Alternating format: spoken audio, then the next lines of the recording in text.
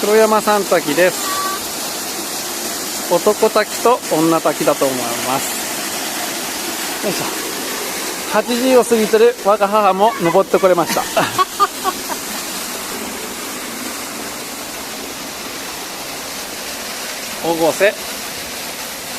生町教育委員会。